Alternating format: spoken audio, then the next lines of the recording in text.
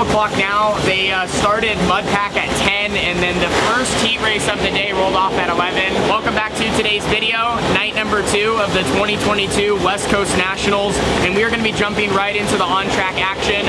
Quick schedule of events for today. Well, yesterday we qualified and ran our first round of heat races, and we are going to be starting today with that second round of heats. Yesterday we started last. Today we're going to be starting on the pole, so I think if we can get out front here for 8 laps and just try to pull away, that will give us some really solid points.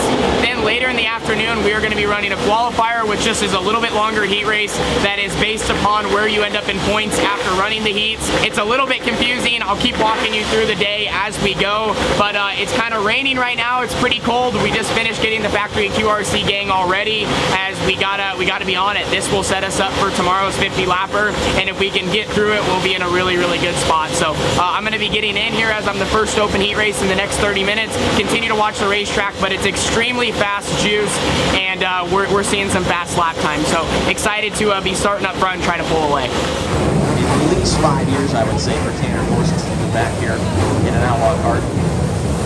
Green flag coming out.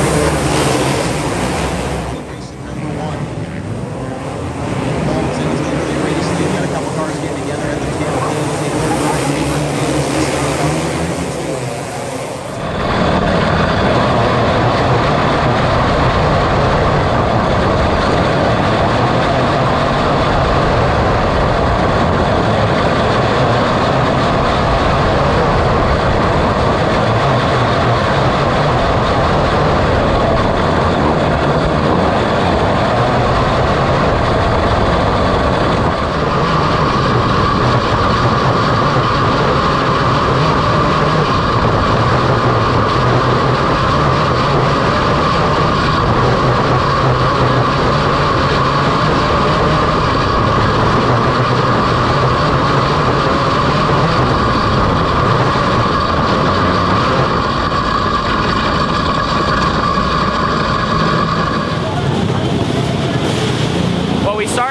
Night number 2 of the West Coast Nationals, and did exactly what we had to do. Being in the first heat race, track was really chunky and rough, and there's even like a huge whoop section on the front stretch. When you go down it, your car hops like 3 times. Had a couple of yellows, but overall we were able to follow the plan, get out front, and run some really good laps. Track's cowboy up, but I kind of just dealt with it, moved my wing around a little bit to find the sweet spot, and our cars had a ton of speed. So I believe that's going to total us up to 199 points. The rest of the open heats are going now, so we'll see where everyone else ends up, and that will line us up for qualifiers, but so far we should be in a great spot. Well, we have a quick break here in all the action for night number 2, and we have a phenomenal opportunity to check out the racetrack, which is doing things that Red Bluff doesn't normally do.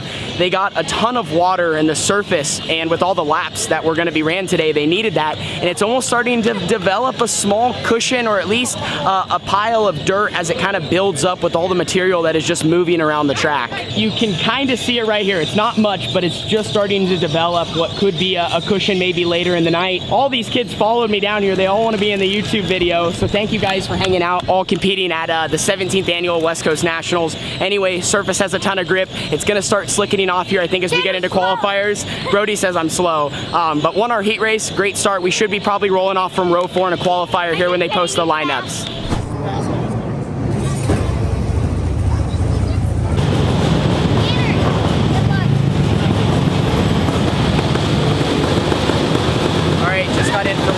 Qualifier.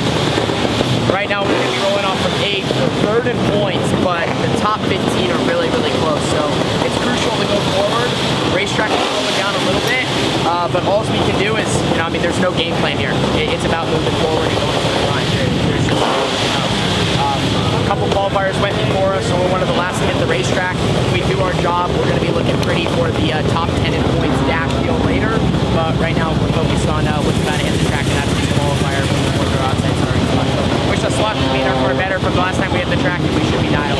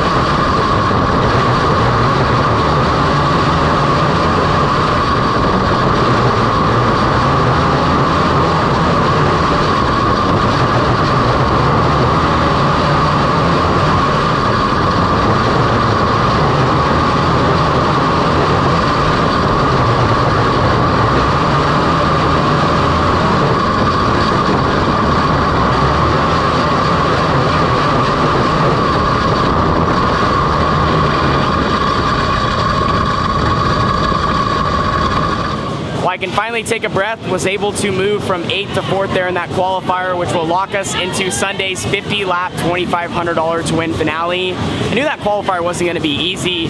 Starting that deep and with not a whole lot of passing. I mean, some guys were moving ahead of us, but I just knew it was going to be back and forth. And if we could just put ourselves in the right spot, we would have a shot to gain some points. But if we wouldn't have moved at all, we would most likely be sitting in a B main event at the moment. Kind of played around between the bottom and the top, just trying to go where guys in front of me weren't. It got really gnarly at a couple points where we're going for spots and you have to put it all out on the line. But my 18T was really, really good. Jimmy made some final calls before that as the racetrack started to slicken up and even develop a little bit of a ledge, a curb that we don't see too often at Red Bluff. It kind of started to do that, and I was able to use that to my advantage to try to work the high side and just build some momentum around the top. So right now we have the 60L, the 18T, and the 51 all in this next King of the Hill dash type thing that we're going to be doing. I don't even know exactly how it's going to work. Everyone's a little confused, but to my knowledge, right now we're currently sitting 4th in points. So they're going to do 4 cars out there. They're going to do 9th through 12th in points first. They race each other. The top 2 after 3 laps advance, and then they just keep doing that as they work their way towards the high point guy. So if everything is explained how I just explained it, and that's what happens, the worst we can start is 6th in this upcoming deal. So we're in a good spot, but we still have the opportunity to race for the pole if we're able to advance. So I did receive some confirmation on the King of the Hill dash. Everything I explained is correct. 4 cars at a time for 4 laps, and then at the checkered flag, they will kick off the last 2, and the next 2 will advance into the next round. So with where we are sitting, we are going to be on the front row of our first time on track. If we can advance through that, then we will be in the final 4 cars for the top 4 starting positions for tomorrow's feature.